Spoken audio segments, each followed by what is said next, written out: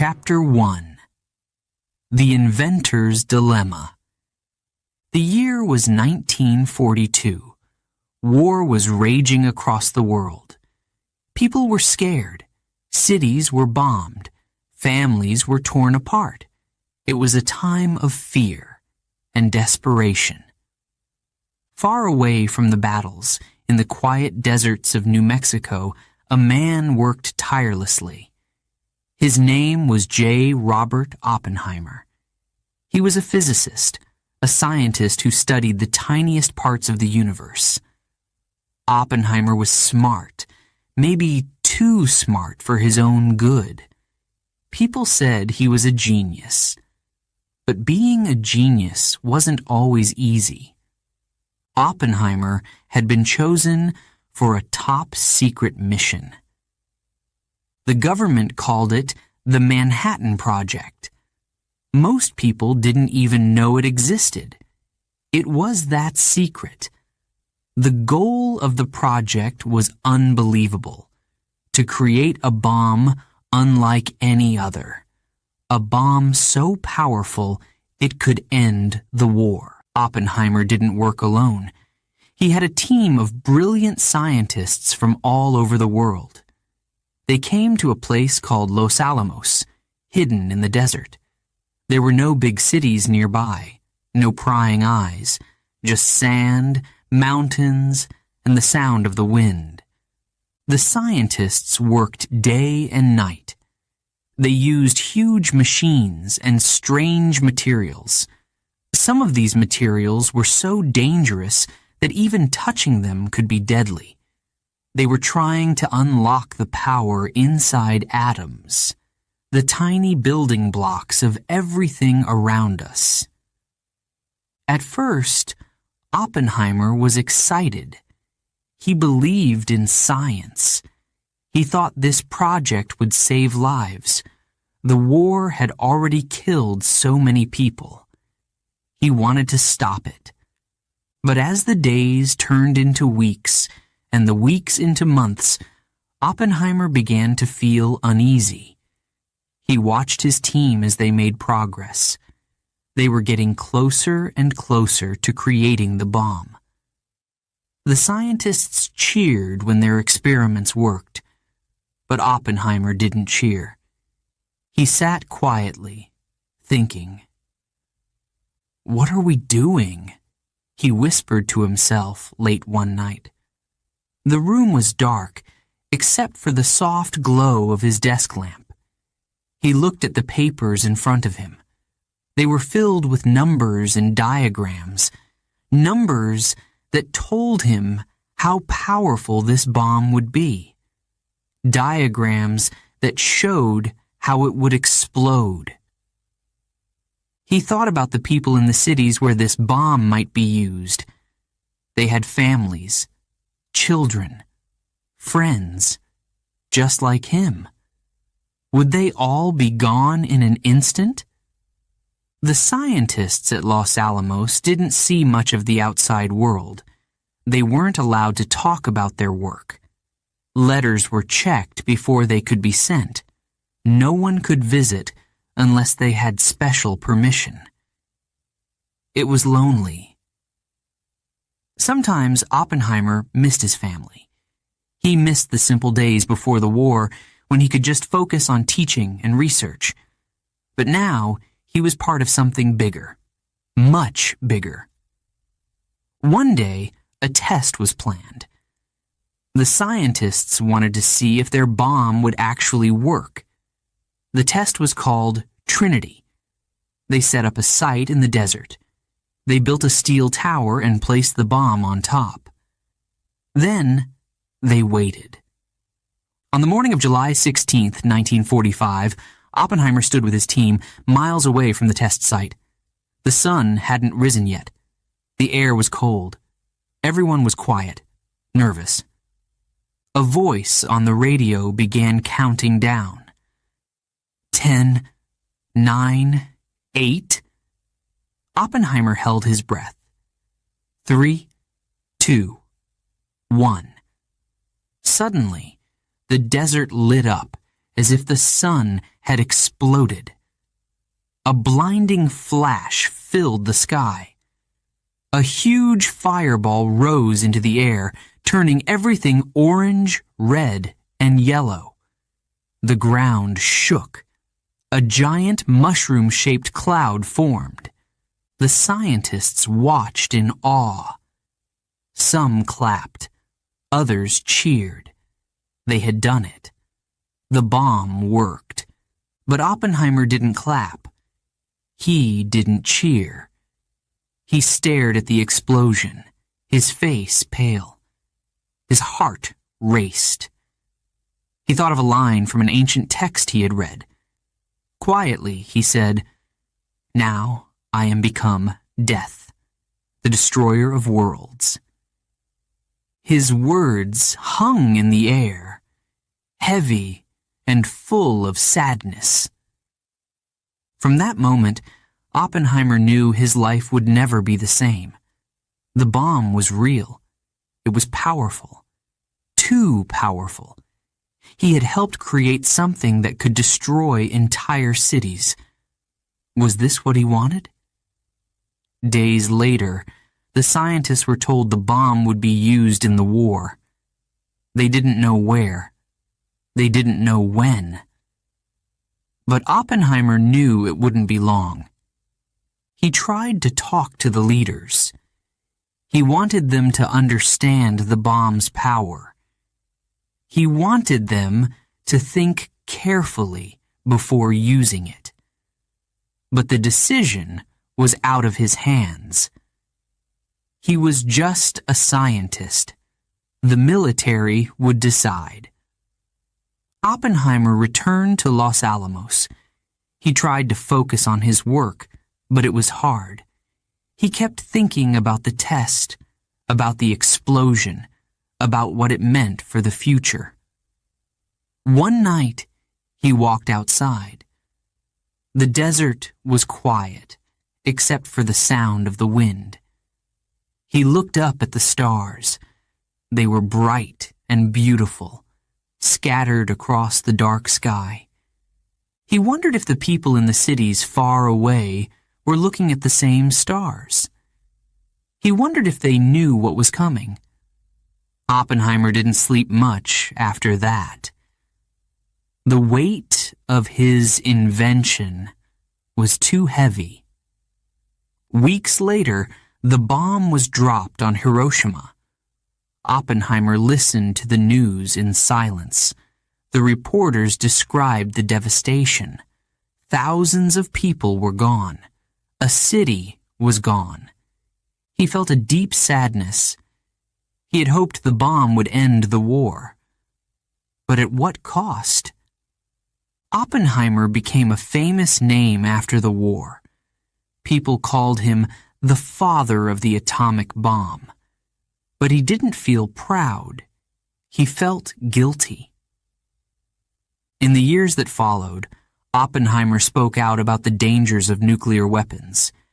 He warned people about what could happen if they were used again. He wanted the world to learn from Hiroshima. Still, he couldn't change the past.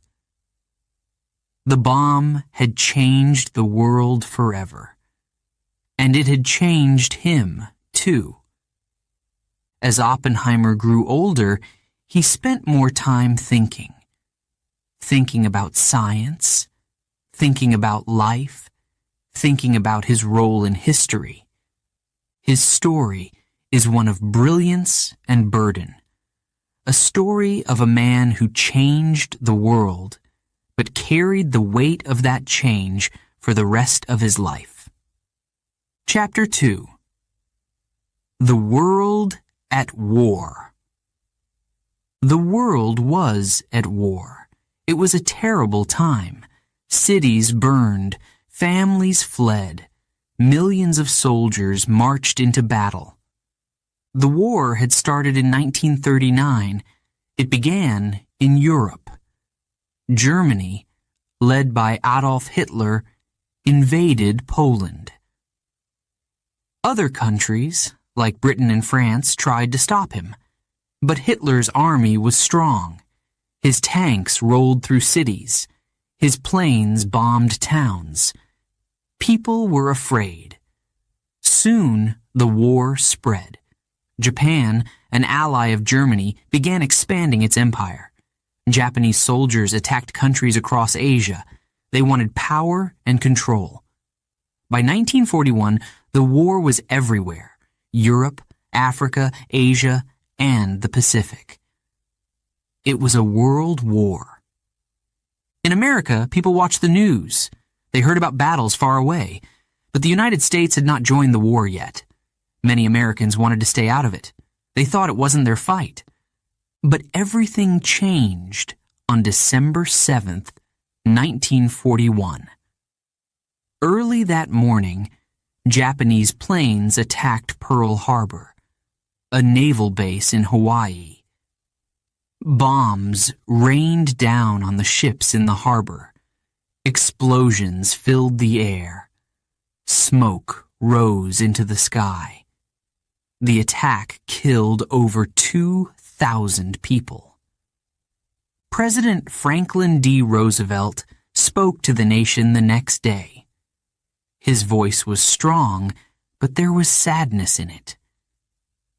He called December 7th, a date which will live in infamy. The United States could no longer stay out of the war. America had to fight back. And so, the war grew even larger.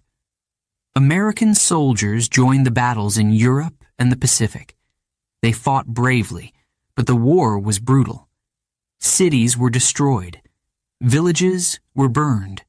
Millions of people, both soldiers and civilians, lost their lives. By 1945, after years of fighting, the Allies were starting to win. Germany was losing its power. Adolf Hitler was hiding in a bunker as Allied forces moved closer to Berlin. But in the Pacific, Japan was still fighting fiercely. Japanese soldiers refused to surrender. They fought until the very end. In battles like Iwo Jima and Okinawa, they showed incredible determination. American leaders realized that ending the war in Japan would not be easy. The question was this: how could they make Japan surrender? Some leaders thought they could win by continuing to fight on the ground. But this would mean more battles, more deaths. Others suggested bombing Japanese cities. Planes had already bombed Tokyo and other places, killing thousands of people. Still, Japan didn't give up. Then, there was another idea. A new kind of weapon. Something no one had seen before. The atomic bomb. The bomb had been created in secret during the Manhattan Project. Scientists like Robert Oppenheimer had worked on it for years. They believed it could be the most powerful weapon ever made. Some leaders were excited about the bomb.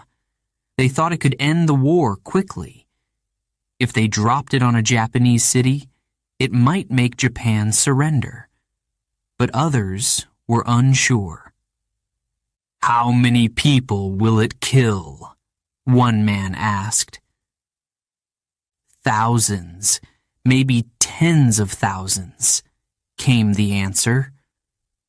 There were long debates in rooms filled with maps and charts. Some argued that using the bomb would save lives in the long run. They believed it would stop the need for a full invasion of Japan, which could kill even more people, both American and Japanese. Others hesitated.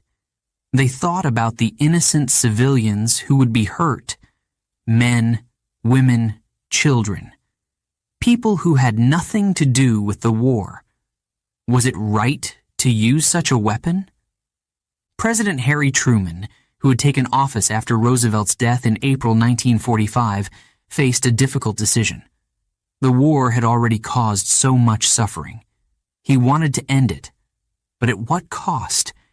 In the end, the decision was made. The bomb would be used. The military prepared 2 bombs. Each had a different design. The first was named Little Boy. It was small, but incredibly powerful. The second was called Fat Man. It was larger and shaped differently. The targets were chosen carefully. Military leaders wanted cities that had not been heavily bombed yet. They wanted to see the full effect of the atomic bomb. Hiroshima, a city in southern Japan, was at the top of the list. But even as the plans moved forward, some people felt uneasy. Scientists who had worked on the bomb wrote letters to Truman, asking him not to use it. They warned of the destruction it could cause. But it was too late. On August 6, 1945, a B-29 bomber named Enola Gay took off from an airfield. It carried Little Boy, the first atomic bomb. The plane flew high above the clouds, heading for Hiroshima. In the city below, people were just starting their day. Children walked to school. Shopkeepers opened their stores. Workers rode bicycles through the streets. They didn't know what was coming. At 8:15 a.m., the bomb was released. It fell through the sky, silent at first. Then, a blinding flash, a massive explosion. The world seemed to stop. Hiroshima was gone in an instant. Buildings were flattened. Fires spread quickly, destroying everything in their path. Tens of thousands of people died immediately. Many more were injured. The city was unrecognizable.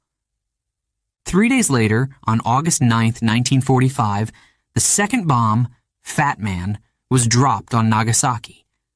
Again, the destruction was unimaginable. Finally, Japan surrendered. The war was over. But the cost had been enormous. As news of the bomb spread, people around the world were shocked. Some called it a victory. Others called it a tragedy. Leaders began to wonder, had they opened a door they could never close? The world would never be the same again. Chapter 3. Hiroshima, a city full of life. Hiroshima was a city full of life. It sat by the sea, surrounded by green hills. The Ota River ran through the city, its waters sparkling in the sunlight. People called Hiroshima the City of Water. The river was a place for fishing, swimming, and playing. In the mornings, the streets were busy. Shopkeepers opened their doors. The smell of fresh bread filled the air. Children ran to school, their laughter echoing in the alleys. Workers cycled to factories, their bicycles rattling over the cobblestones. The war seemed far away. Kenji was 10 years old. He loved the river. Every afternoon after school, he ran to its edge. He skipped stones across the water, counting how many times they bounced before sinking. Kenji dreamed of being a fisherman like his father. His father had a small boat and worked on the river every day. "Someday," Kenji said, "I'll sail with you." His father just smiled and ruffled Kenji's hair. Across town, Emmy was helping her mother. Emmy was 12. She and her mother sold flowers in the market. Their stand was small, but it was always colorful. Roses, lilies, daisies, they sold them all. Emmy loved arranging the flowers. She liked to mix the colors, making each bouquet special. "Flowers make people happy," Emmy's mother said. Emmy believed her. She smiled every time a customer left with a bouquet. The people of Hiroshima lived simple lives. They worked hard, but found time for joy. Families ate together. Neighbors helped each other. Children played in the parks and along the streets. But even in this peaceful city, war was a shadow. At night, sirens sometimes wailed, warning of enemy planes. People hurried to shelters, carrying their children and a few belongings. The planes usually passed without dropping bombs, but the fear stayed. Kenji hated the sirens. They made his heart race. He didn't understand why people fought wars. "Why can't they stop?" he asked his father one night. His father sighed. "It's not that simple, Kenji. I wish it were." Emmy had questions too. She wondered why soldiers marched through the streets, their boots heavy on the ground. She wondered why rice was harder to buy and why everyone seemed worried about food. The war had changed things in Hiroshima. Factories now made weapons. Young men went off to fight and didn't come back. Everyone felt the strain. But still, life went on. The morning of August 6, 1945, was bright and clear. The sun rose over the hills, casting golden light on the city. Emmy woke early, as usual. She helped her mother arrange the flowers at their stand. Kenji had no school that day. It was summer, and the days were hot. He had planned to meet his friends by the river. He ran out of the house, waving goodbye to his mother. "Be careful," she called after him. The market was already busy. Emmy handed a bouquet to a smiling customer. Kenji's laughter echoed as he raced his friends. It felt like any other day. But above the city, something was different. High in the sky, a single plane flew. It wasn't like the others that came during air raids. This one was alone, quiet. It carried something new, something terrible. At 8:15 a.m., the bomb fell. Kenji and his friends heard the hum of the plane. They looked up, squinting into the sun. A bright flash lit the sky. It was so bright that Kenji had to close his eyes. For a moment, there was silence. Then, a loud roar. The ground shook. A wave of heat swept through the air. Buildings crumbled. Fires broke out everywhere. Kenji was thrown to the ground. Dust filled his mouth and nose. He opened his eyes and saw smoke rising into the sky. His friends were gone.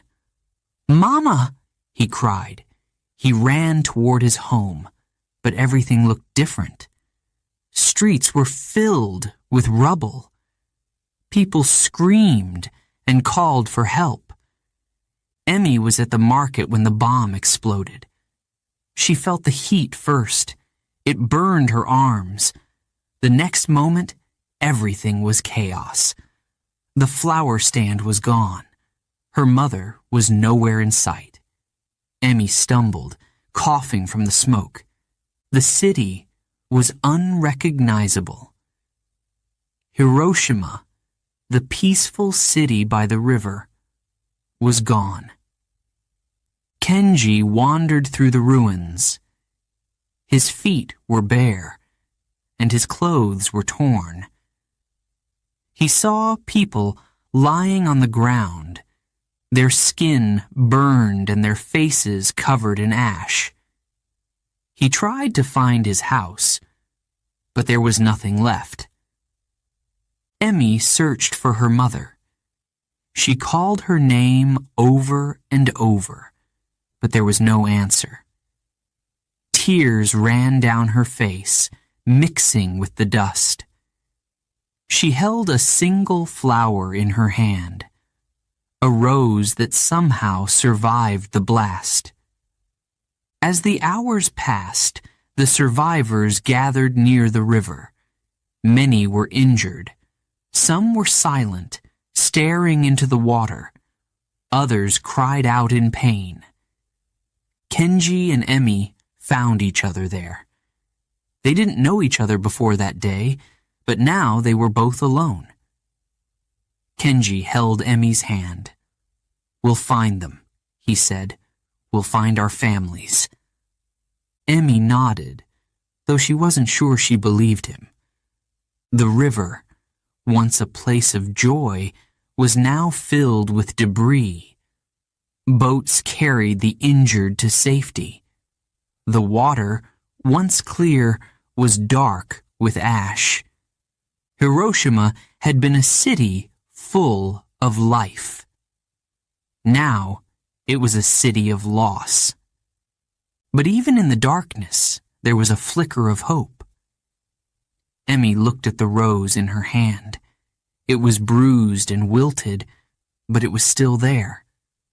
"Maybe we can start again," she whispered. Kenji squeezed her hand. "Maybe," he said. Together, they watched the sun set over the ruined city. The sky turned red and orange like the flames that had destroyed their home. But in the distance, stars began to appear. Hiroshima's story wasn't over. Chapter 4. The Decision is Made. The room was quiet, except for the sound of papers being shuffled. It was July 26, 1945. A group of military leaders and government officials sat around a large wooden table. In the center sat President Harry Truman. He looked tired. Maps covered the table. They showed the Pacific Ocean, dotted with small islands, and the country of Japan. Red lines marked battles fought and territories taken. The men studied the maps, their faces tense. The war had been long. It had been brutal. Truman listened as the men spoke. They were discussing a new weapon, the atomic bomb. It was unlike anything ever created before. One bomb could destroy an entire city. Some of the men argued in favor of using it. One general stood and pointed at the map. "Japan refuses to surrender," he said. "We've dropped thousands of bombs on their cities, and they still fight." His voice grew louder. "If we invade, it will cost us hundreds of thousands of lives, maybe more. The bomb can end the war quickly." Another man, a scientist, frowned. He pushed his glasses up his nose. "Yes, it can," he said softly, "but at what cost?" He looked around the room. "Do you understand what this bomb will do? It will kill tens of thousands of people. Innocent people, children, families. They will die in seconds." The room fell silent. Truman leaned back in his chair. He rubbed his temples. The weight of the decision was heavy. He had become president just a few months earlier, after Franklin D. Roosevelt's death. Now, he faced one of the most difficult choices in history. The war had already claimed millions of lives. Soldiers had fought in Europe, North Africa, and the Pacific. The Allies had defeated Germany, but Japan refused to surrender. Battles in the Pacific were fierce. American soldiers fought for every inch of land. Many never returned home. Truman thought about the letters he had received from families. Mothers begging for their sons to come home. Wives asking why their husbands had to fight so far away. He wanted to end the war. But how? The generals continued to speak. "The Japanese military is strong," one said. "They will never surrender willingly. They believe it's better to die than to give up. An invasion could take years."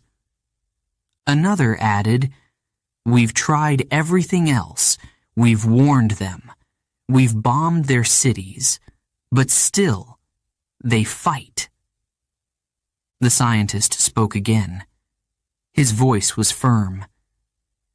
"If we drop this bomb," he said, "we will change the world forever. No one will forget what we've done." Truman stared at the map in front of him. His hand hovered over it. He thought about the Japanese people.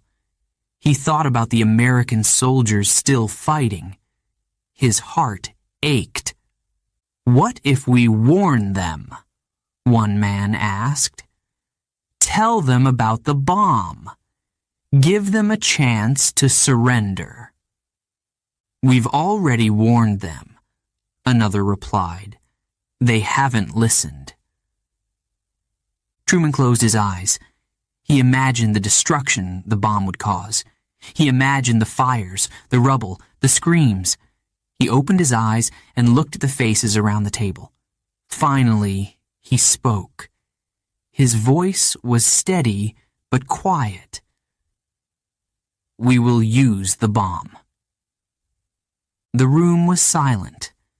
Some men nodded. Others stared at the table. The decision had been made. Truman stood and left the room. He walked down the hallway, his footsteps echoing. Outside, the summer sun was bright, but Truman felt no warmth. He thought about the people of Hiroshima, though he didn't know their names. He thought about the children playing in the streets, the families sitting down to breakfast. He wondered if they had any idea what was coming. Back in the room, the generals began making plans. They chose 2 cities as targets, Hiroshima and Nagasaki. Both were important to Japan's war effort. Hiroshima was a large city with military factories. Nagasaki was another key industrial center. The bomb would be ready soon. The scientists at Los Alamos had worked hard to build it. They called it Little Boy. It was small, but its power was unimaginable. The plan was simple. A plane would carry the bomb over the target city. The crew would release it, and it would fall silently through the air. When it exploded, it would create a massive fireball. The heat would be so intense that buildings would melt.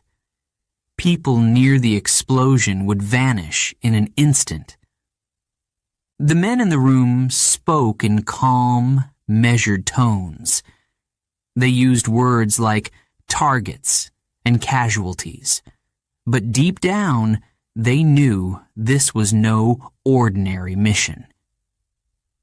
The next day, Truman gave a speech to the American people. He didn't tell them about the bomb, not yet. Instead, he spoke about the war. "We are nearing the end," he said. "Our brave soldiers are fighting to bring peace to the world." The people listening didn't know the secret plan. They didn't know what was about to happen. As the days passed, the preparations continued. The bomb was loaded onto a B-29 bomber named Enola Gay. The crew was briefed. They were told this mission would change history. The men followed orders, but they felt the weight of their task. One pilot wrote in his journal, "I hope this works. I hope it ends the war, but I'm afraid of what we're about to do." On the night of August 5th, the Enola Gay took off from an airfield. The bomb sat in the belly of the plane, surrounded by wires and machinery. The crew was quiet as the plane climbed into the sky. As they flew toward Hiroshima, President Truman waited. He knew the bomb would soon be dropped. He knew the war might end because of it. But he also knew the destruction it would cause. He sat alone in his office, staring at a photograph of his family. He thought about the future. Would people see him as a hero, or would they blame him for what he had done?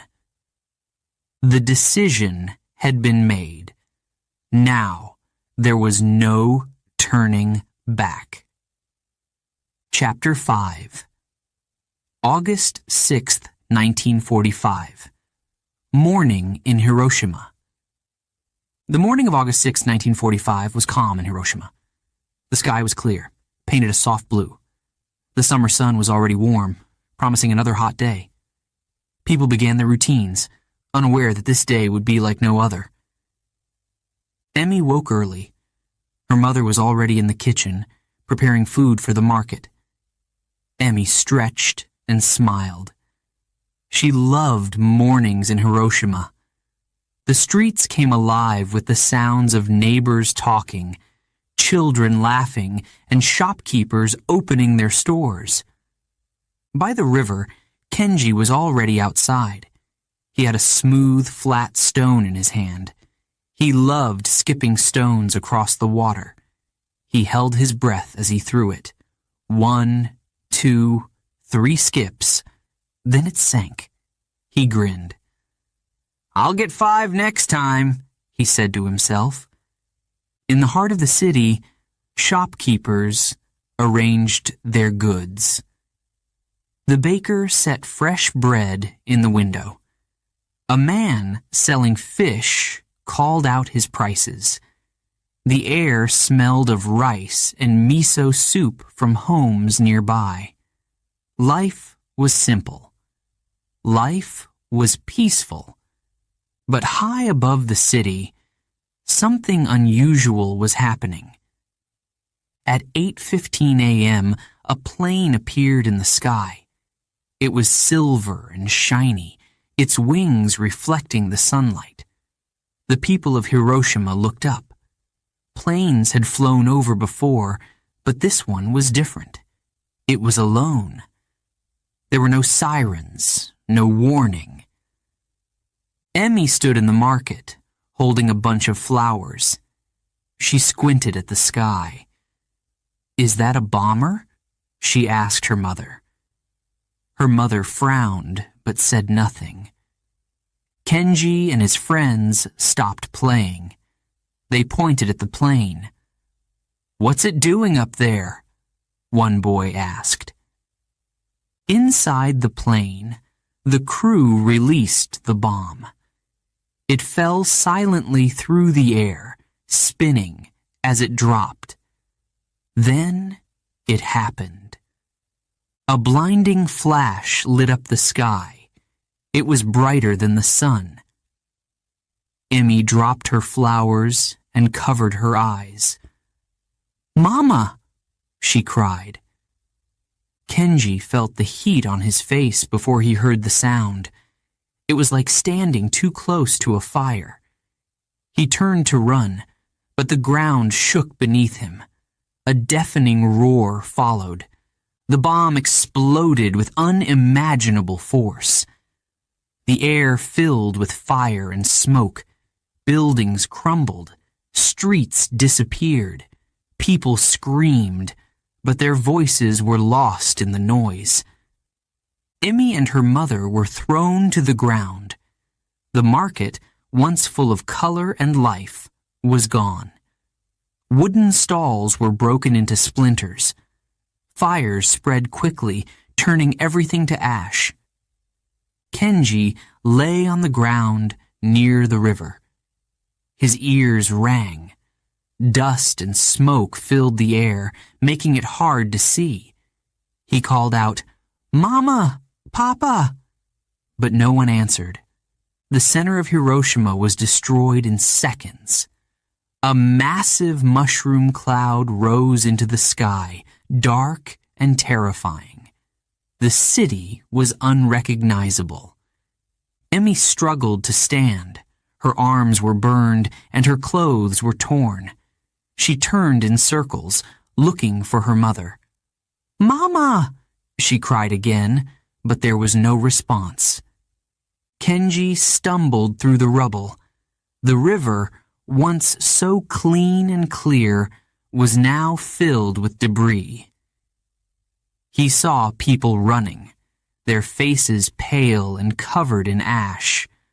Some were badly burned. Others sat on the ground, silent and still. The heat was unbearable. Fires raged through the city, destroying anything that had survived the initial blast. Emmy grabbed a piece of cloth and covered her mouth. She had to find her mother. As Kenji wandered, he saw things he would never forget. A man carried a child in his arms, their faces blackened by the explosion. A woman sat in the middle of the street, staring at her burned hands. The survivors made their way to the river. They hoped to find relief from the heat and fire. Some jumped into the water, their skin blistered and peeling. Others drank from the river, even though it was dark with ash. Emmy reached the riverbank. She saw people lying in rows, their bodies twisted and broken. She felt tears streaming down her face, but she didn't stop searching. Kenji saw Emmy. She was standing alone, holding a single flower. It was crushed and wilted, but she held on to it tightly. He walked toward her. "Are you okay?" he asked. Emmy shook her head. "I can't find my mother," she said. Her voice was shaking. "I can't find my family either," Kenji said. He reached out and took her hand. "Let's look together." They walked through the ruins, stepping over broken wood and glass. The air smelled of smoke and burning.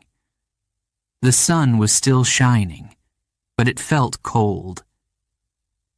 Hours passed, but they found no sign of their families. They sat down by the river, exhausted. Emmy's hands trembled as she looked at the flower. "This is all I have left," she whispered. Kenji didn't know what to say. He looked at the water, his reflection blurred by the ripples. "What happened to us?" he asked softly. Neither of them had an answer. As the day turned to evening, the fires began to die down. The sky, once bright and blue, was now dark and heavy with smoke. Stars appeared, faint and distant. Kenji and Emmy stayed by the river.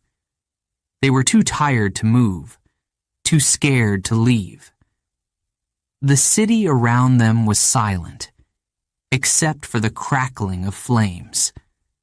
They didn't know what tomorrow would bring, but they knew Hiroshima would never be the same again. Before we begin Chapter 6, a quick note for our listeners. You're currently listening to this audiobook on WooEnglish. Remember, this content is specially made for Woo English listeners only. If you're hearing it on any other channel, it may be a violation of Woo English's rights. Please ensure you're tuned into the right source to fully enjoy and respect this audiobook journey. Now, let's continue the story. Chapter 6. The Bomb Explodes. At 8:15 a.m. on August 6, 1945, the world changed forever. Above Hiroshima, the atomic bomb exploded. The air itself seemed to ignite. In an instant, the sky turned brighter than the sun. It was blinding. No one could look at it for more than a second. The explosion sent a wave of heat across the city. It was hotter than anything anyone had ever felt. Roofs caught fire. Trees burst into flames. Clothes burned right off people's bodies. Kenji was by the river.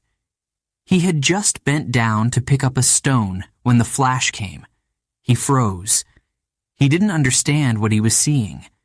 Then, the heat hit him. It was like a giant hand pushing him to the ground. His ears rang. His skin burned. "Papa! Mama!" he screamed. His voice cracked with fear. But there was no answer. In the market, Emmy clutched her bouquet of flowers. She had been looking up at the strange plane in the sky. Now, her hands burned. The flowers in her grip turned black and crumbled into ash. "Mama!" she cried, falling to the ground. She looked around, but everything was chaos. Stalls had disappeared. People ran in every direction, screaming. Her mother was gone. The explosion flattened buildings near the center of the city. Houses were reduced to rubble. Factories collapsed, burying workers inside. Streets disappeared under mountains of broken wood and stone. Farther away, windows shattered. Doors blew off their hinges. People were thrown through the air like leaves in a storm. A massive mushroom cloud rose high into the sky. It was dark and terrifying, with shades of black, gray, and orange.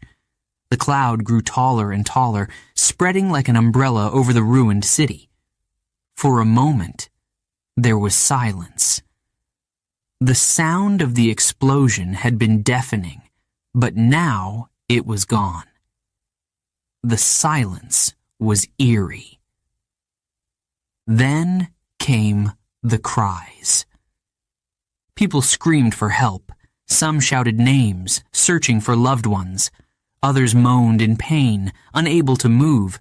Many didn't make a sound. They lay where they had fallen, too weak or injured to cry out. Kenji sat up slowly. His hands trembled. His knees were scraped and bleeding. Around him, everything was broken.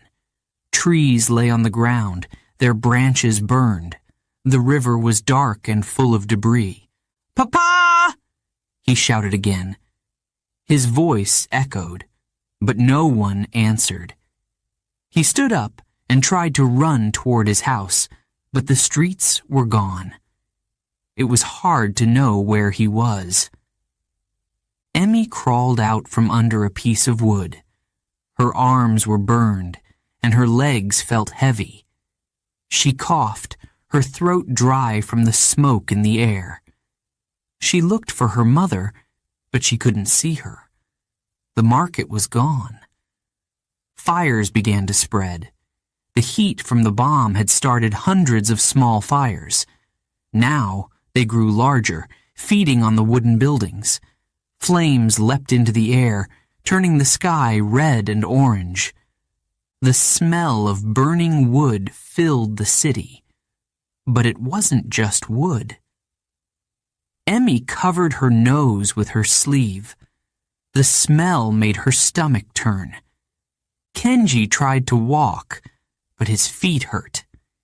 He looked down and saw that his sandals were gone. The ground was hot, covered in ash and broken glass. People around him were badly hurt. Some had burns on their faces and arms. Their clothes were torn, their skin blistered. Others looked like they were asleep, lying still on the ground. But Kenji knew they weren't asleep. He saw a woman holding a baby. She stumbled as she walked, her hair burned off. She didn't speak.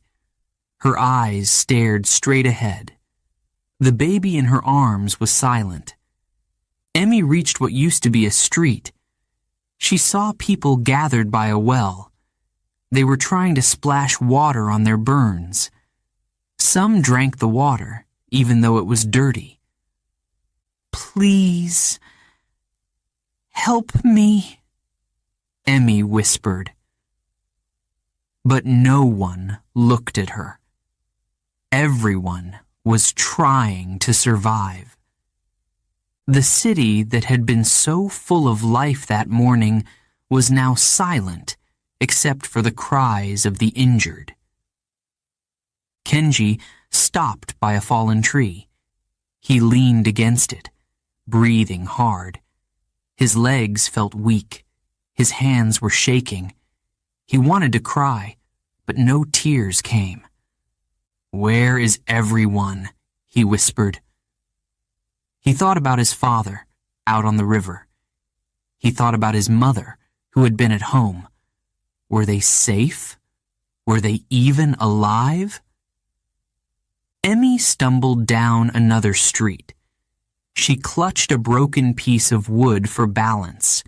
She saw a man sitting on the ground, his head in his hands. He was crying softly. The fires grew stronger. Smoke filled the air, making it hard to see and even harder to breathe. Kenji covered his mouth with his hand. His throat felt dry and raw. Above the city, the mushroom cloud still loomed. It was a symbol of destruction, visible for miles. People from towns far away saw it and wondered what had happened. Emmy reached the riverbank. She saw people lying in rows. Some were moaning. Others were silent. She knelt by the water and splashed it on her face. It was warm, not cool. Kenji followed the sound of the river. He didn't know where else to go. When he reached the water, he saw Emmy. She was sitting alone, her head bowed. He walked over to her. "Are you okay?" he asked. She looked up. Her face was streaked with ash and tears. "No," she said. "Me neither," Kenji said. They sat together by the river. Around them, the city burned. The cries of the injured faded as night approached. The atomic bomb had turned Hiroshima into ruins. Thousands of people were gone. Those who survived would never forget. Kenji and Emmy didn't speak. They stared at the river, their reflections blurred by ripples. The sky above them was dark, but in the distance, stars began to appear. A new day would come. But for Hiroshima, nothing would ever be the same again. Chapter 7. Inside the military rooms. Far away from Hiroshima, in a quiet military room, men waited. The room was dimly lit. Maps covered the walls and the long table in the center. Radios buzzed softly with static. Cigarette smoke lingered in the air. The men were tense. They had been planning this mission for weeks, but now all they could do was wait. General Leslie Groves sat at the head of the table. He had been in charge of the Manhattan Project, the top-secret program that created the atomic bomb. His face was serious, his hands clasped tightly in front of him. Beside him sat President Harry Truman's advisors. They had come to hear the news firsthand. Everyone in the room knew this day would be remembered in history. A young officer adjusted the radio. The crackling grew louder. The men leaned forward, straining to hear. The mission had begun hours ago when the Enola Gay, a B-29 bomber, had left the airfield. Now they waited for word of its success. Suddenly, a voice came through the static. It was calm and steady, but the message it carried was not. The mission was successful. The room fell silent. No one cheered. No one smiled. The words hung in the air like a weight. General Groves nodded slowly. He didn't speak. He stared at the map in front of him, tracing his finger over the red circle that marked Hiroshima. He knew what successful meant. It meant destruction. It meant death. One of the advisors took off his glasses and rubbed his eyes. Another lit a cigarette, his hands shaking slightly. No one seemed to know what to say. "What about the city?" a man finally asked. The voice on the radio answered, "The bomb detonated as planned. Hiroshima is heavily damaged." There was a pause. Then, more softly, "The city is gone." The men in the room exchanged glances. They had expected this. They had planned for this. But hearing it was different. One of the officers spoke up. His voice was low. "How many casualties?" "We don't have exact numbers," the radio operator replied. "Tens of thousands. Maybe more." The room grew even quieter. The only sound was the soft hum of the radio. General Groves stood and walked to the window. Outside, the sun was shining. Birds chirped in the trees. It was a peaceful scene, far removed from the chaos in Hiroshima. He thought about the people in the city, families, children, people who had started their day like any other. Now, their lives were gone, or changed forever. One of the advisors broke the silence. "It's over," he said. His voice was flat, almost emotionless. "The war will end soon." Another man nodded. "Japan can't fight after this. They'll surrender." But not everyone was so certain. A younger officer spoke hesitantly. "What if they don't surrender? What if we have to drop another bomb?" The room tensed again. The possibility hung over them like a shadow. They had another bomb ready. It was waiting for orders. General Groves turned back to the table. His face was unreadable.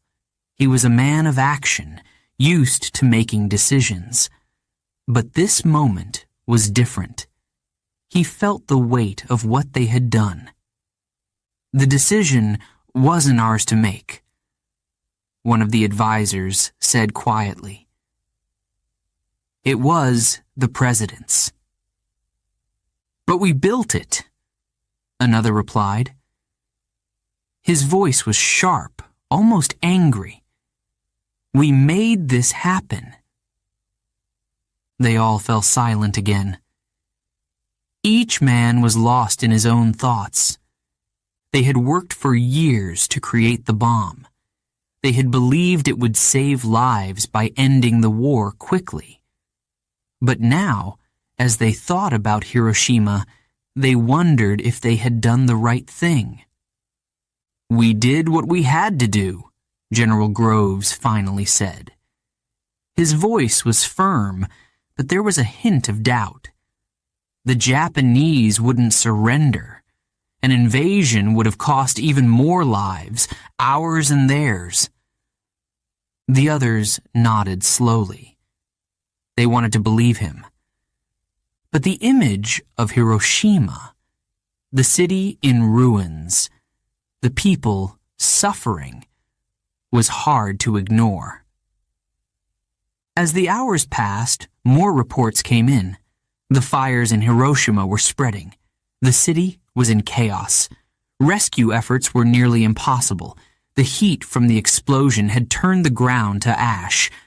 One man stood and began pacing the room. "This will change everything," he said. "The world will never be the same." He was right. The atomic bomb was not just a weapon. It was a symbol of power and destruction. It had ended one war, but it had started a new era. "Other countries will want this weapon," another man said. His voice was heavy with worry. What happens when they have it? What happens when it's used again? No one had an answer. General Groves sat back down and folded his hands.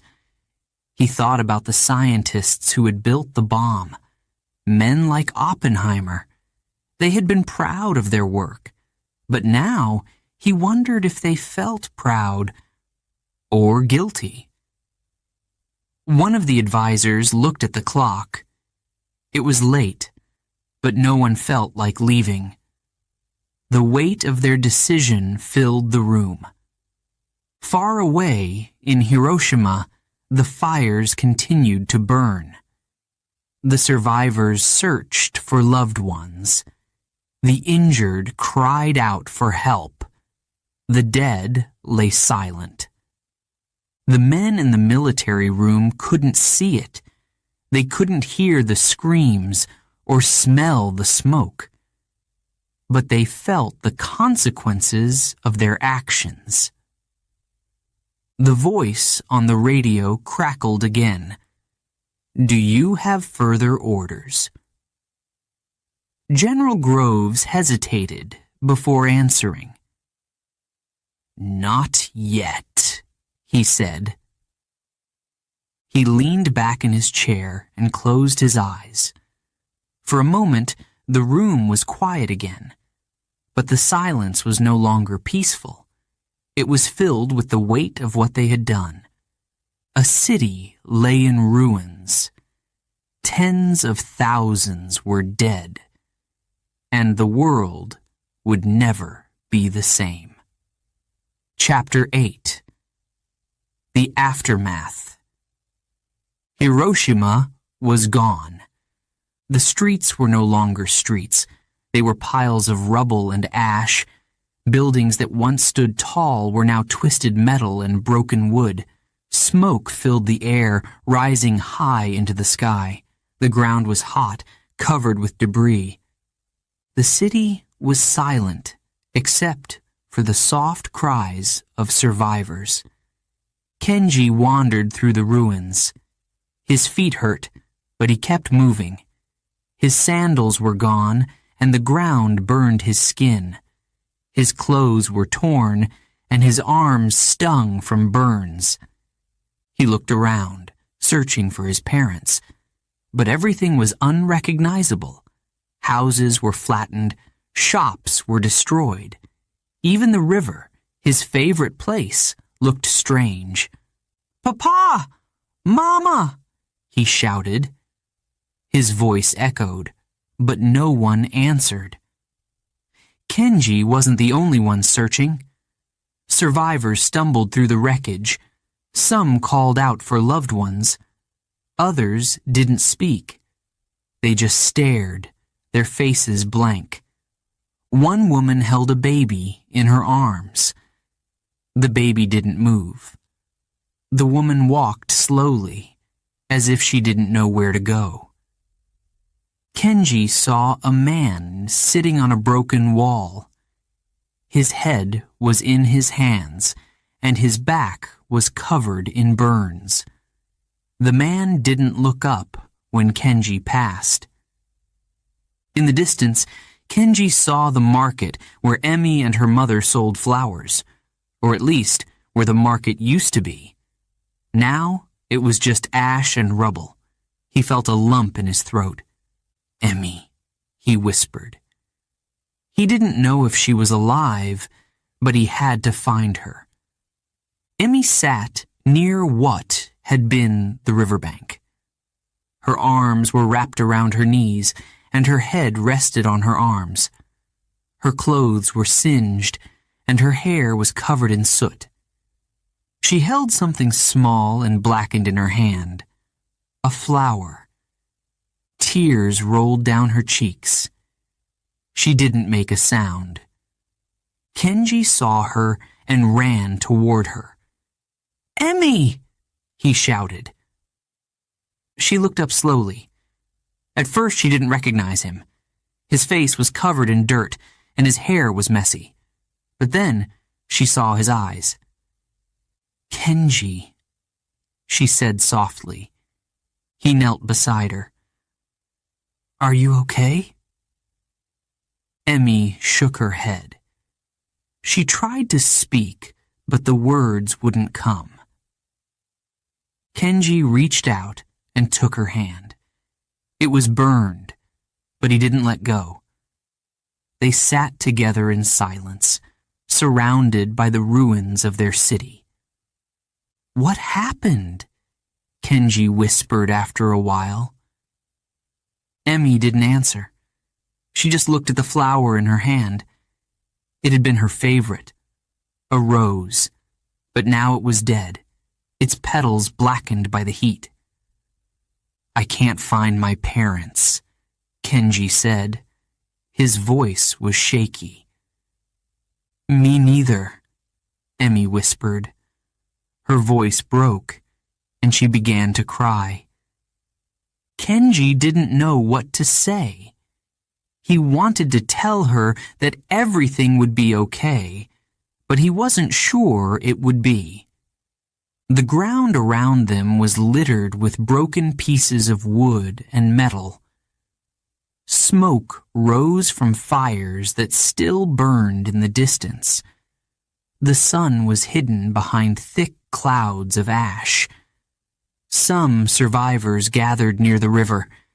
They splashed water on their burns, trying to cool the pain. Others lay on the ground, too weak to move. A boy about Kenji's age walked by, his arm wrapped in a piece of cloth. He didn't look at anyone. He just kept walking, his eyes fixed on the ground. Kenji held Emmy's hand tighter. "We have to find them," he said. Emmy nodded, but she didn't move. She was too tired, too hurt. They sat there for a long time, watching the world around them. People cried out for help, but there weren't enough doctors or nurses. The hospitals were gone. Kenji saw a man with a cart. He was picking up bodies and placing them carefully in the cart. The man's face was expressionless, but his hands trembled as he worked. "Do you think they're still alive?" Kenji asked, his voice barely above a whisper. Emmy didn't answer. She didn't know what to say. The hours passed, but it felt like time had stopped. The fires burned and the smoke thickened. Kenji and Emmy didn't move from the riverbank. Eventually, a woman came by. She had a scarf wrapped around her face to block the smoke. She carried a small jug of water. "Drink," she said, handing the jug to Emmy. Emmy took a sip and passed it to Kenji. The water was warm and tasted like ash, but it soothed his dry throat. "Where are your parents?" the woman asked. "We don't know," Kenji said. His voice broke and tears filled his eyes. The woman nodded sadly. "Stay together," she said. "Don't get separated." Then she walked away, her footsteps slow and heavy. Kenji looked at Emmy. "We'll stay together," he said firmly. Emmy nodded again, but her eyes were filled with fear. The sun began to set, casting an orange glow over the ruined city. The fires still burned, but the flames seemed smaller now. The smoke rose into the darkening sky, mixing with the stars. Kenji and Emmy sat close, trying to keep warm. The night air was cold, and their clothes were thin and torn. "We'll find them," Kenji said again. He didn't know if it was true, but he wanted to believe it.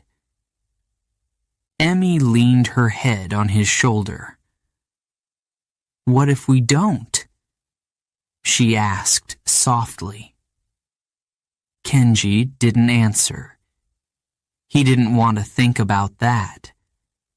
As the night grew darker, the cries of the injured grew quieter. Many people were too weak to call out anymore. Some had already passed away.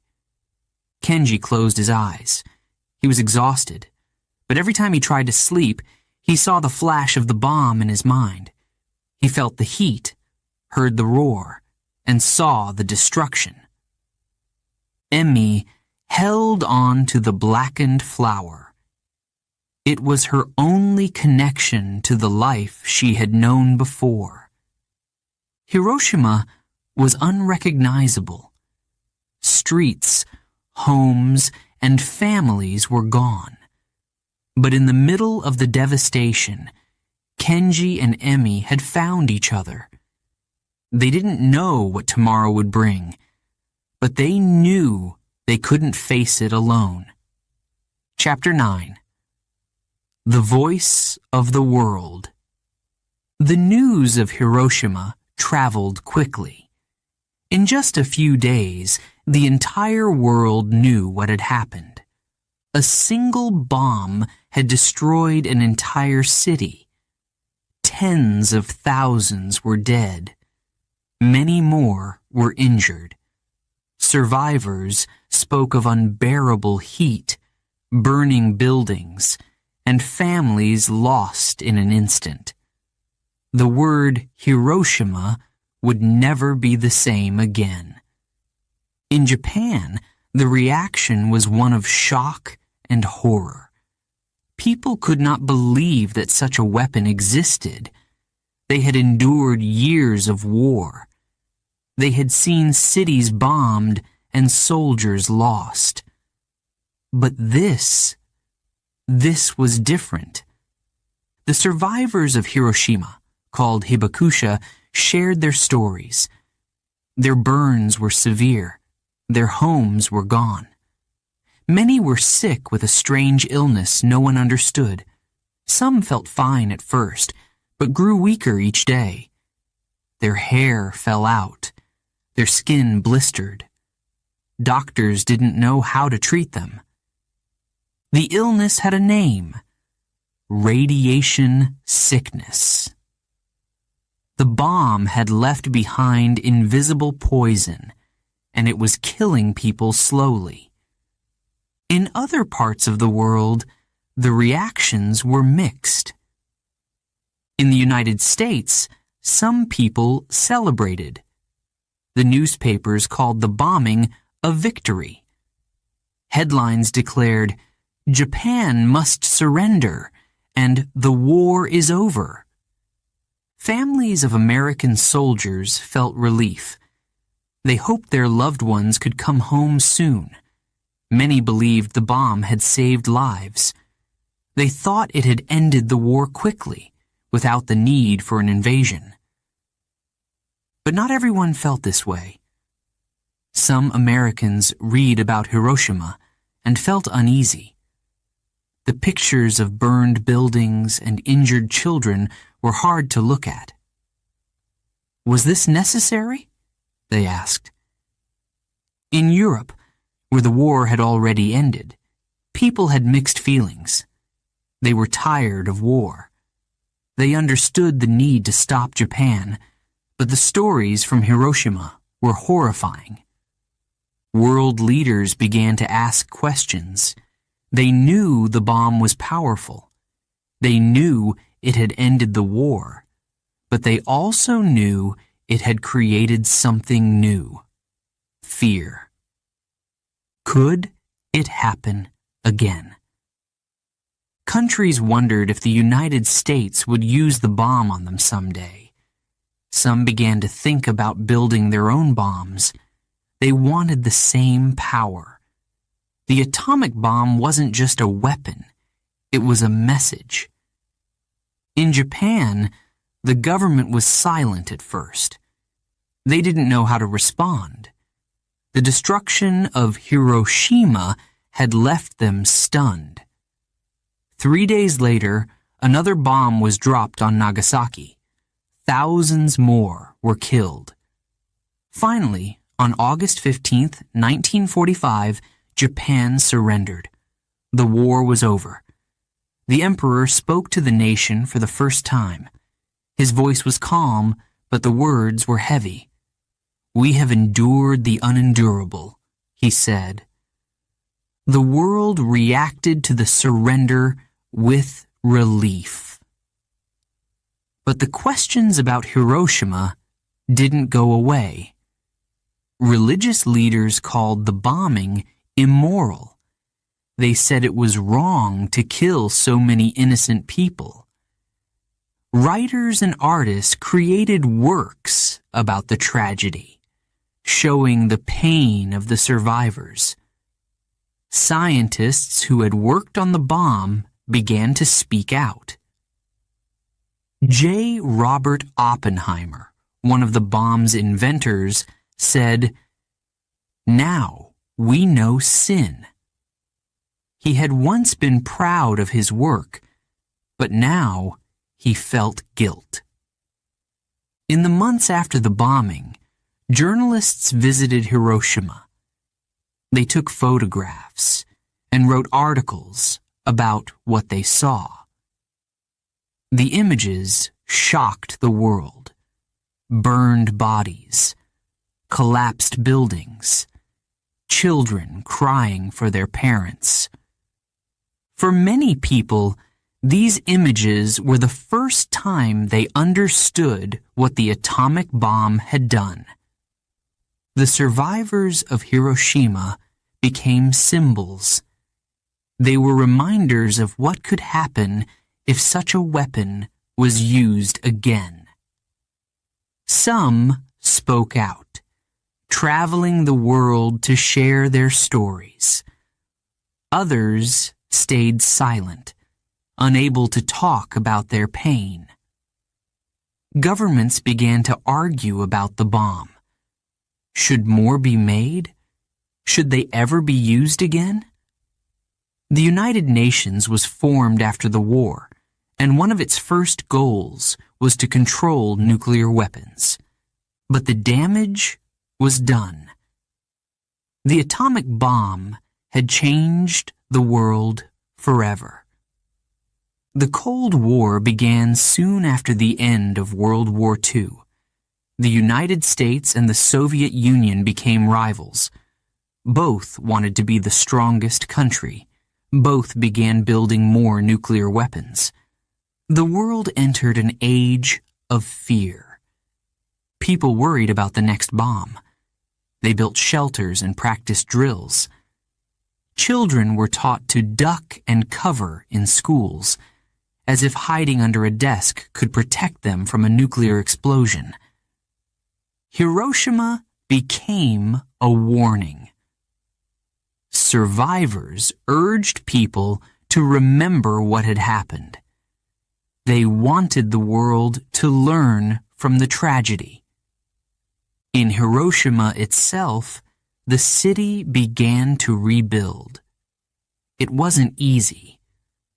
The destruction was so complete that some thought the city should be abandoned. But the people of Hiroshima didn't give up. Slowly, they cleaned the rubble. They built new homes and planted trees. In 1949, the city was declared a city of peace. A memorial was built near the center of the explosion. It was called the Hiroshima Peace Memorial Park. Every year, people gather there to remember the victims. The park contains the A-bomb dome, a building that survived the blast. Its broken walls and exposed metal frame are a reminder of that terrible day. Nearby is the Children's Peace Monument, inspired by a young girl named Sadako who died from radiation sickness. Sadako had folded paper cranes, believing that if she folded 1,000 cranes, she would be cured. She didn't live to finish them, but her story touched the world. Today, people bring paper cranes to the monument as a sign of hope. The voice of Hiroshima is still heard.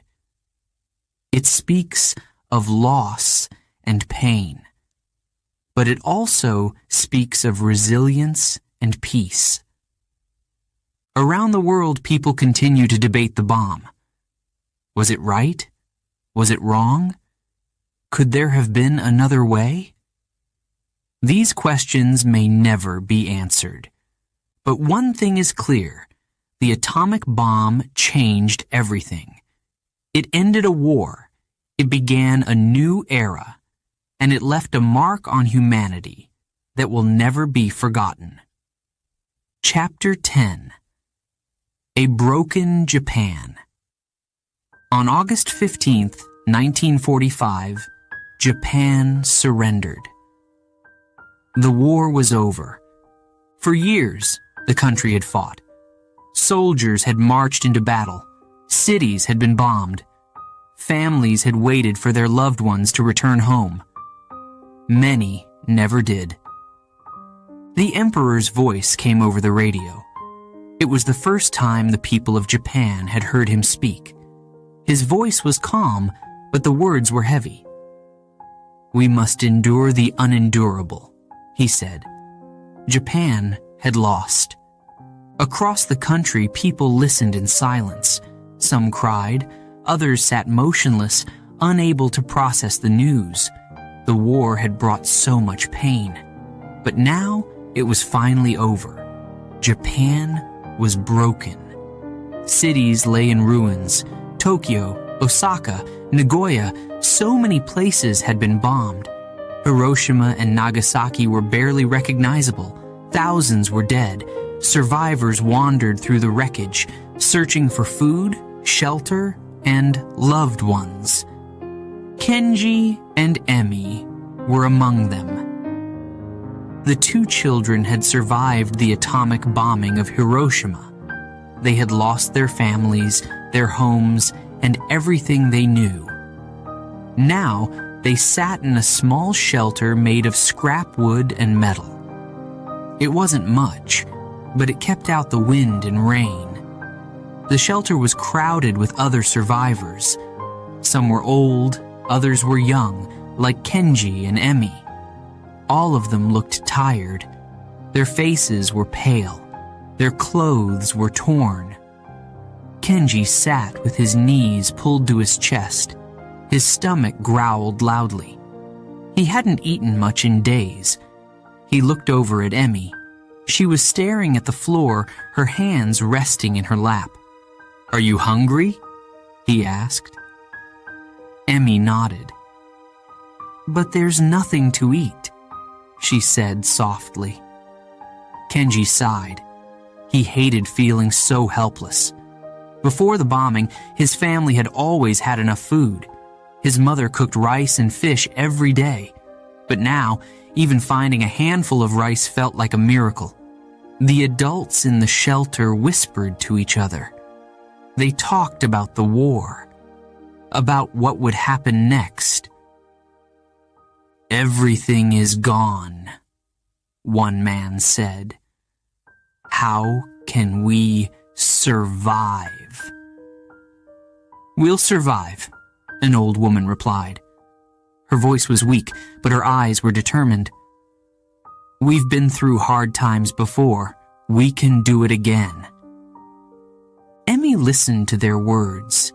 She thought about her mother and the flower stand they used to run. She missed those days. She missed the bright colors of the roses and lilies. She missed her mother's smile. "We can rebuild," Emmy said softly. Kenji looked at her. "What?" "We can rebuild," she said again, louder this time. "We have to. If we give up now, then everything we've lost will mean nothing." Kenji thought about her words. He wasn't sure if he believed her. How could they rebuild when everything was destroyed? But Emmy's voice gave him a tiny spark of hope. That night, the shelter was cold. The wind whistled through the cracks in the walls. Kenji and Emmy huddled together for warmth. Kenji couldn't sleep. He stared at the roof of the shelter, his mind racing. He thought about his parents. Were they gone forever? He thought about his home. Would he ever see it again? Beside him, Emmy finally drifted off. Her breathing was slow and steady. Kenji envied her. He wished he could sleep, even for a little while. The next morning, the survivors in the shelter began to stir. The sun rose slowly, casting a pale light over the ruined city. Kenji and Emmy stepped outside.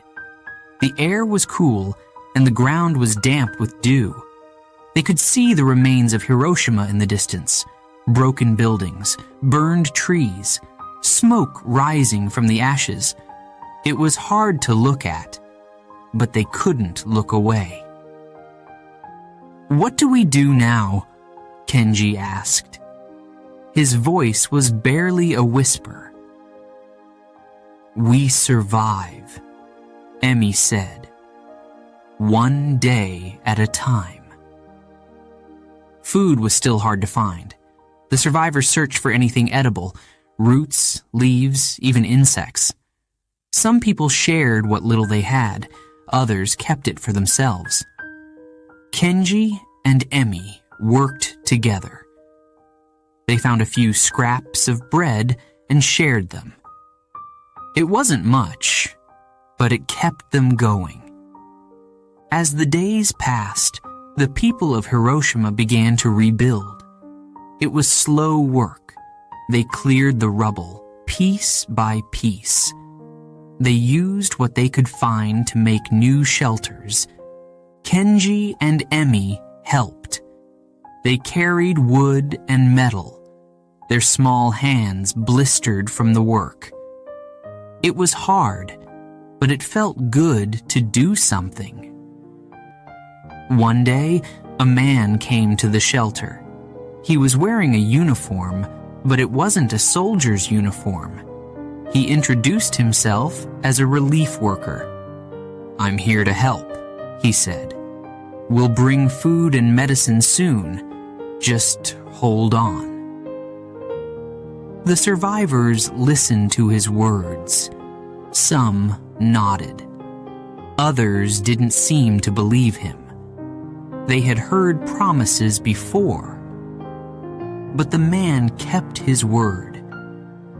A few days later, trucks arrived. They brought rice, soup, and clean water. They brought bandages and medicine for the sick and injured.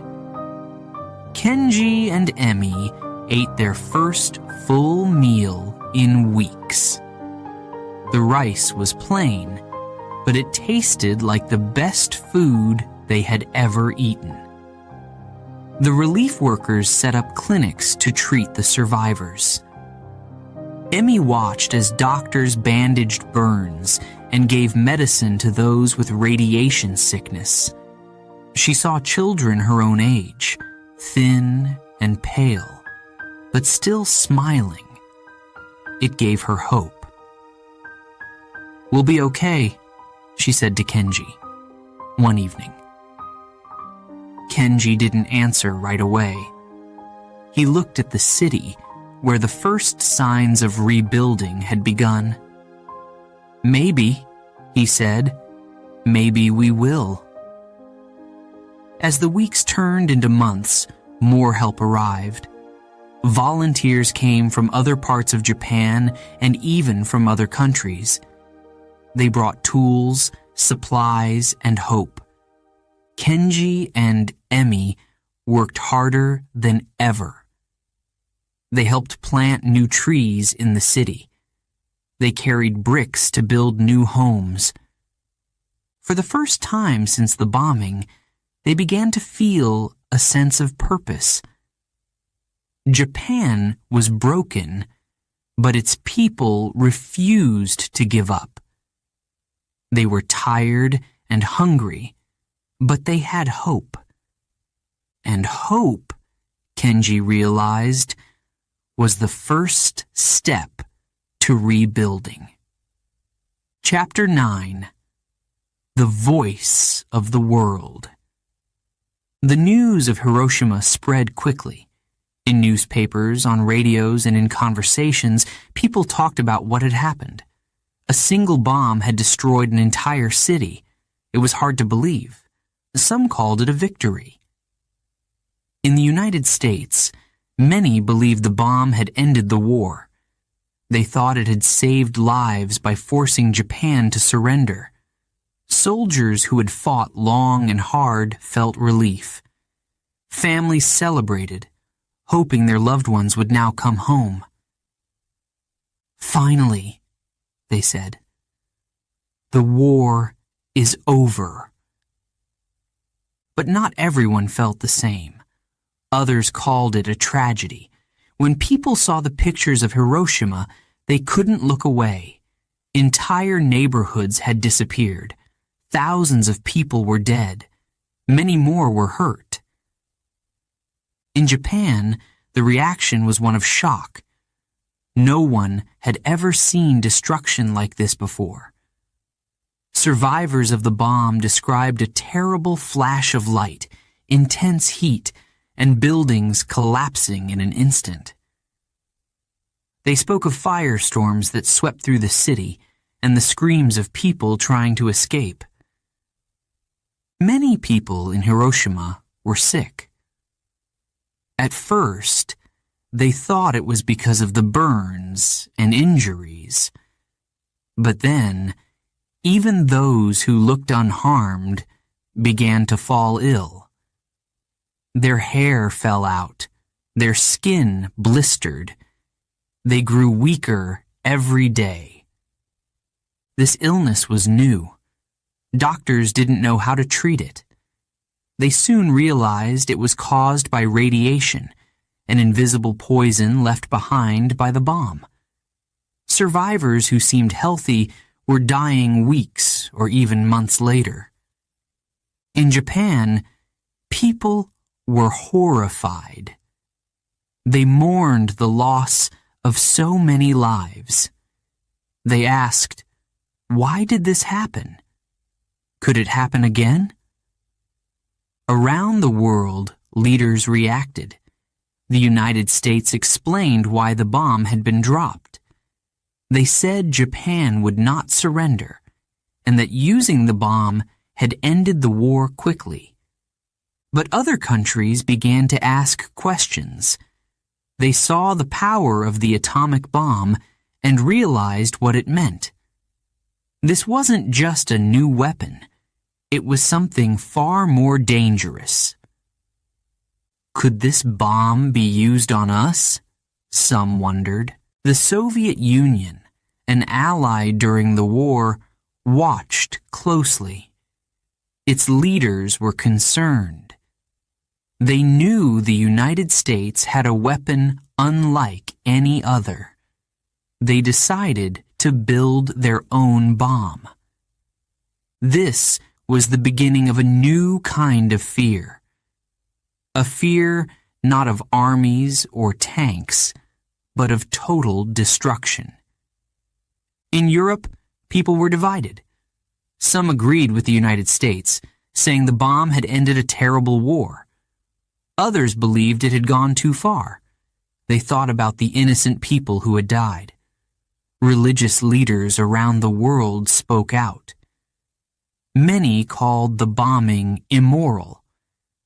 They said it was wrong to kill so many civilians, no matter the reason. Writers, artists, and thinkers began to reflect on what had happened. They created books, poems, and paintings about Hiroshima. Some works celebrated the end of the war. Others focused on the pain and suffering of the survivors. In the months after the bombing, reporters visited Hiroshima. They described what they saw: burned buildings, ash-covered streets, survivors wandering through the ruins, searching for family members. The smell of smoke and death lingered in the air. Photographs showed children with bandaged heads, mothers holding silent babies, and men sitting alone among the rubble. These images shocked the world. For many, these pictures were the first time they truly understood the power of the atomic bomb. The survivors of Hiroshima, known as Hibakusha, began to share their stories. Some traveled the world, speaking about their experiences. They described the flash of light, the heat, and the pain. They spoke of loved ones lost and homes destroyed. One survivor, a teacher, said, "I looked up and saw the sky turn white. Then everything around me was gone." Another, a child at the time, recalled, "My mother told me to run. I turned back to look at her, but she was gone." These stories moved people to tears. They also raised questions. Was it right to use such a weapon? Was there another way to end the war? Could it happen again? In the years that followed, Hiroshima became a symbol. It was a reminder of what could happen when humanity lost control. It was a warning about the dangers of war. The city itself began to rebuild, slowly but surely.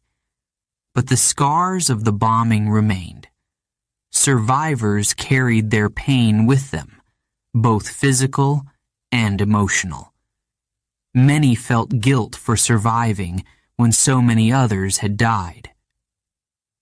In the United States, the scientists who had created the bomb began to speak out. Some felt proud believing they had ended the war. Others felt deep regret. J. Robert Oppenheimer, one of the leading scientists, famously said, "Now I am become death, the destroyer of worlds."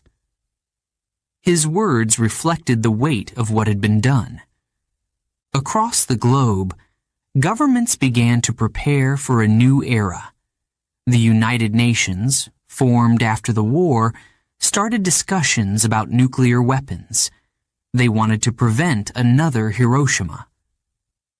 But it wasn't easy. The United States, the Soviet Union, and other powerful nations started building more bombs. Each country wanted to be stronger than the others. This led to the Cold War, a period of tension and fear. People worried about the possibility of another atomic bomb, this time on a much larger scale. In schools, children practiced hiding under desks in case of a nuclear attack. Families built shelters in their homes. The fear of the bomb became a part of daily life. But even in this time of fear, there was hope. Survivors from Hiroshima continued to speak out. They urged the world to remember what had happened and to work for peace. One young survivor, Sadako Sasaki, became a symbol of hope. She was just 2 years old when the bomb fell. Years later, she developed radiation sickness. While in the hospital, she folded paper cranes, believing they would bring her health and peace. Sadako folded hundreds of cranes, but she passed away before reaching her goal of 1,000. Today, her story inspires people to work for a world without nuclear weapons. In Hiroshima, the Peace Memorial Park was built. It honors the victims of the bombing and reminds visitors of the importance of peace. The world learned many lessons from Hiroshima. Some were about science and technology. Others were about humanity and the cost of war. But the most important lesson was this: we must never forget. The voices of the survivors, the images of the city, and the memory of that terrible day remind us of what's at stake. They ask us to choose peace over conflict, hope over fear. And as long as people remember Hiroshima, there is a chance to build a better world. Chapter 10. A Broken Japan. On August 15th, 1945, Japan surrendered. The war was over. After years of fighting, bombing, and suffering, the country laid down its arms. People listened to the emperor's voice on the radio. It was the first time they had ever heard him speak. "We must endure the unendurable," he said. His words were calm, but they carried the weight of defeat. For many, it didn't feel like the end of the war. It felt like the beginning of something else, something harder. Japan was broken. Cities across the country were in ruins. Tokyo, once bustling with life, was now a sea of ashes. Osaka, Nagoya, and Yokohama had also been heavily bombed. And Hiroshima? Hiroshima was gone. Everywhere, people were starving. The war had taken everything: homes, food, and hope. Families waited in long lines for small amounts of rice. Others searched fields for roots or leaves to eat. Kenji and Emi were among the survivors. They sat in a small shelter made of broken wood and scraps of metal. It wasn't much, but it was better than sleeping outside. Inside the shelter, there were other survivors too. Some were elderly, others were young, like Kenji and Emmy. They all shared the same haunted look. Their faces were pale, their eyes were tired.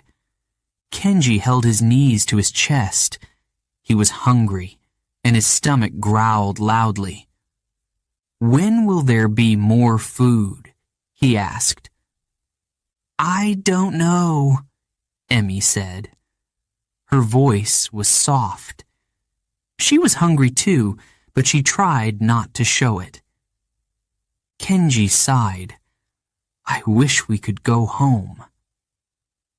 "This is home now," Emmy said, looking around the shelter. The walls were uneven, and the roof leaked when it rained, but it was the only place they had. Outside, the air was cool. The ground was still blackened from the fires that had burned after the bomb. The streets of Hiroshima were quiet, except for the sound of people searching through rubble. Every day, survivors walked through the ruins, looking for anything useful. Some searched for food or clean water. Others looked for loved ones. "Have you seen my son?" one woman asked as she passed the shelter. Her voice was shaky. She held a small photograph in her hands. Kenji watched her go. He thought of his parents and wondered if they were still alive. He missed them so much it hurt. Emmy sat next to him, her hands folded in her lap. She was holding a flower, a small one she had found growing near the river. It was the only sign of life she had seen in days. "We can rebuild," she said suddenly. Kenji turned to her. "What?" "We can rebuild," she repeated. Her voice was stronger this time. "We have to. If we don't, who will?" Kenji frowned. "How? Everything's gone." Emmy looked at the flower in her hands. "Not everything," she said.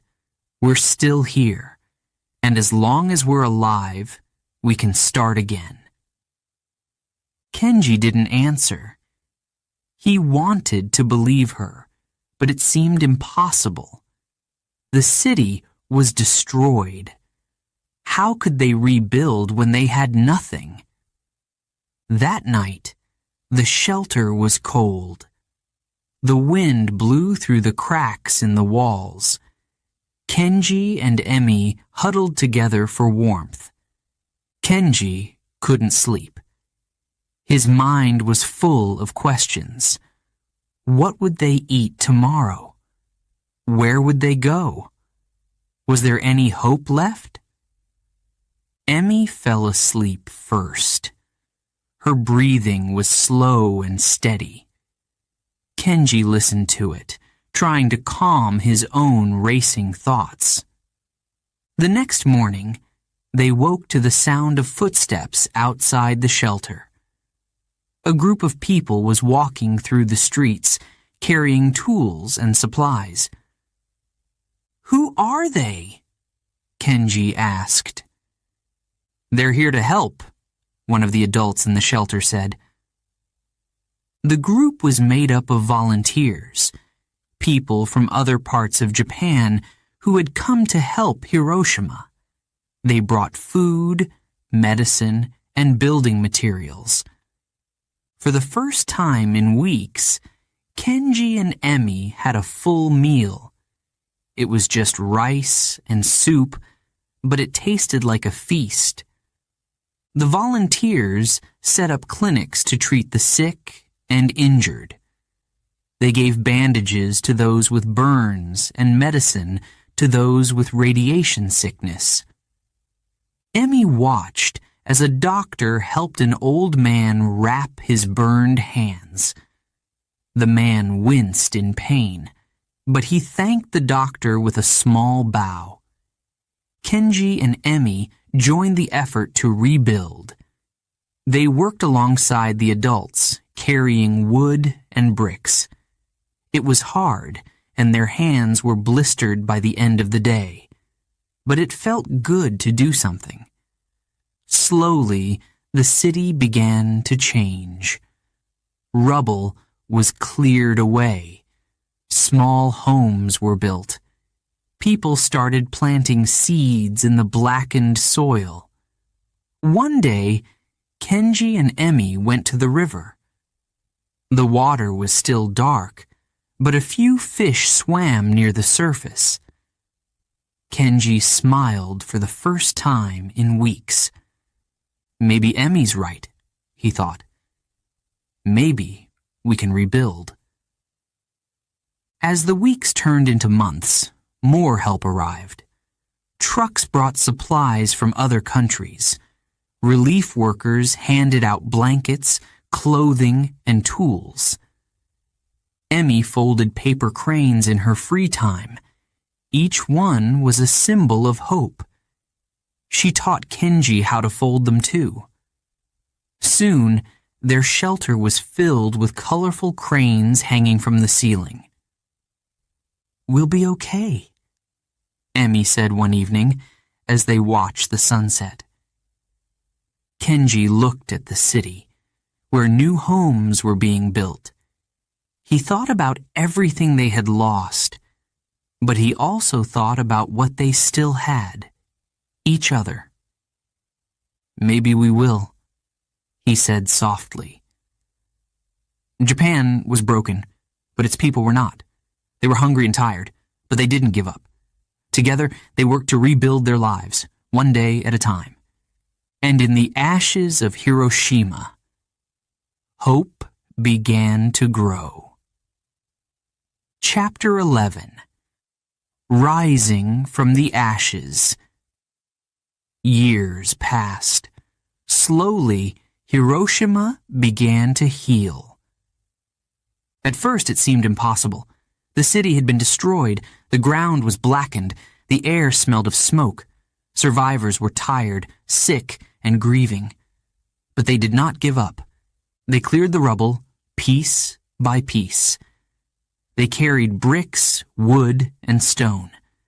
They worked with their hands, even when their bodies were weak. It was slow, hard work, but it was also hopeful. New homes were built where ruins once stood. Small houses at first, with tin roofs and wooden walls. Later, larger buildings rose, factories reopened, shops appeared on street corners. Life began to return to the city. Kenji grew up in this new Hiroshima. He remembered the destruction, but he also saw the rebuilding. He watched as trees sprouted where ashes had fallen. The green leaves seemed brighter than ever. Flowers bloomed along the river banks. Kenji went back to school. His classroom was small, but he was happy to learn again. He made new friends and dreamed of the future. Emmy worked hard too. She became a teacher, helping young children who had lost so much. Her students laughed and played, their voices filling the quiet streets. Emmy smiled when she saw them. She believed they were the key to a better future. The people of Hiroshima didn't forget what had happened. They couldn't. The memories were too strong. Survivors shared their stories. They spoke about the flash of light, the burning heat, and the silence that followed. Some found it hard to talk about that day. The pain was still fresh, even years later. But others believed it was important to remember. They wanted the world to know. In the center of the city, a decision was made. A place would be built to honor the victims. It would also serve as a reminder, a promise to never let this happen again. The Peace Memorial Park was created. It stood where the bomb had exploded, in the heart of Hiroshima. The park was quiet, filled with trees and flowers. A river ran through it, reflecting the sunlight. In the park stood a building that had survived the bombing. Its walls were cracked, and its dome was broken. But it was still there. People called it the A-bomb dome. It became a symbol of both destruction and resilience. Nearby, a flame was lit. It was called the Flame of Peace. It would burn until the world was free of nuclear weapons. The Children's Peace Monument was also built. It was inspired by a young girl named Sadako Sasaki. She had been just 2 years old when the bomb fell. Years later, she became sick with radiation poisoning. While in the hospital, Sadako folded paper cranes. She believed that if she folded 1,000 cranes, her wish for health and peace would come true. Sadako didn't live to finish her cranes, but her story inspired millions. Today, people from all over the world bring paper cranes to Hiroshima. They hang them around the monument as a sign of hope. Kenji and Emi often visited the Peace Memorial Park. They walked among the trees and sat by the river. They read the names of the victims written in stone. Kenji would sometimes close his eyes and remember that day. The flash, the roar, the smoke. But he also thought about how far the city had come. Hiroshima is alive, he said one day. Yes, Emi replied, and it's up to us to keep it that way. Kenji decided to help in his own way. He became an architect, designing homes and schools for families in need. He wanted to rebuild the city, not just with bricks and wood, but with hope.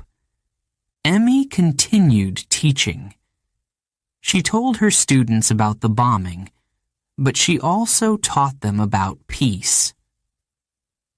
Learn from the past, she said, but look to the future. The people of Hiroshima worked together to create a city of peace. They held ceremonies every year to remember the bombing. Bells rang out, and moments of silence were observed. Visitors came from all over the world to see Hiroshima. They walked through the Peace Memorial Park. They listened to the stories of survivors. Many left flowers or cranes as a sign of respect. Hiroshima's message spread far beyond Japan. It became a symbol of resilience, hope, and the importance of peace. But the city's journey wasn't easy. Radiation sickness continued to affect survivors. Some lived with pain for the rest of their lives. Others faced discrimination because they were hibakusha, people exposed to the bomb. Despite these challenges, the people of Hiroshima didn't give up. They believed their city had a mission: to remind the world of the dangers of war and the need for peace. Emi often told her students, "Hiroshima is not just a city. It is a lesson." Kenji agreed. "We must never forget," he said. Years turned into decades. Hiroshima grew stronger, but its history was always present. The A-bomb dome stood as a silent witness to the past, The Peace Memorial Park welcomed new generations who came to learn and remember. Kenji and Emmy lived full lives. They saw the city change, but they also saw